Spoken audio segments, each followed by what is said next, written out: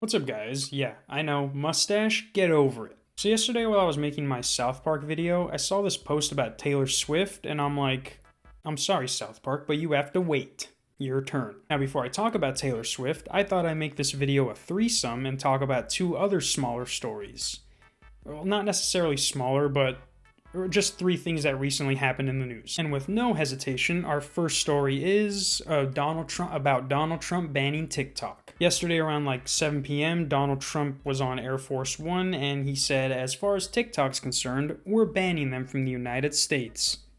Praise Z. Now, while all of you TikTokers are probably shitting your pants right now, I'm more concerned about what's going to happen to these other social media websites. I don't know if you guys remember the Great Migration of 2016 after Vine died, but that's the moment that Jake Paul, Lele Pons, Gabby Hanna, Lance 210, all them other 6-second celebrities started to get that exposure that no one wanted them to have. And when you look at the numbers, Vine had 200 million users at the time it died, and we got a fair amount of people who came over and made Instagram and YouTube their bitch, while at the same time acting like one. Now, if we look at TikTok, they have 800 million users, and let me tell you, if that shit gets banned, just imagine what happened with Vine, but you just got diagnosed with AIDS. So, like, on one hand, you're like, great, 1,000 more Jake Pauls are about to pop up. But then on the other hand, you're like, at least I'm gonna die from the AIDS before I see any of them get any popular. And like I mentioned, they're gonna take over Instagram too. It's not just YouTube. Get ready to see a fuck ton more dancing videos of girls who think Ben 10 licked his hand before he hit the Omnitrix. It's not a pussy, alright? He didn't need to lick his hand before he hit his watch. And I know people are advertising this new Bite app or whatever, but do you really think people want to start all over again when, as we speak, all these TikTokers are basically telling every one of their followers to go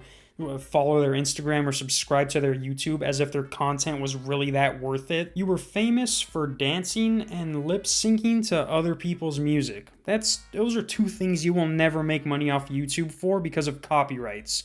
So unless you can figure out how to make your own music, about 80% of you are fucked. The next story we have is, well, and I guess never mind about this video being a threesome because there's only two stories, so it's going to be a gruesome twosome, which I guess brings us to our main story about Taylor Swift.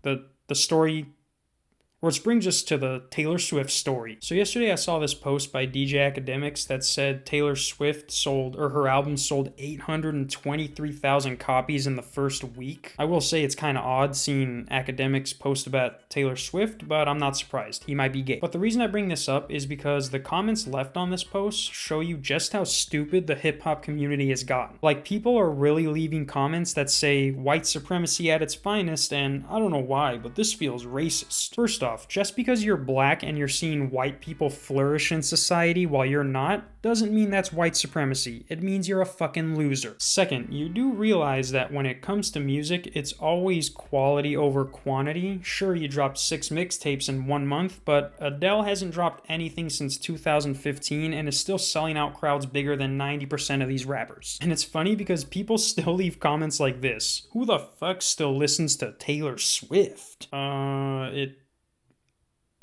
It says how many people on the post you left a comment on.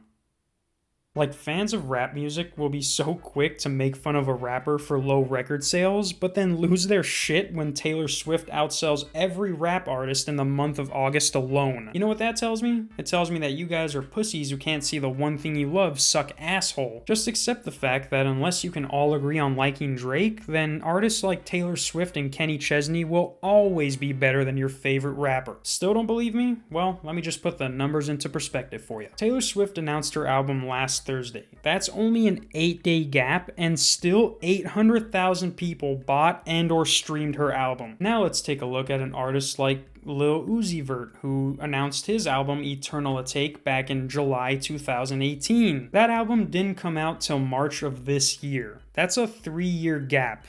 Guess what his record sales were like? 278,000. With that being said, all hail the almighty Taylor Swift. May your succulent loins bless us all.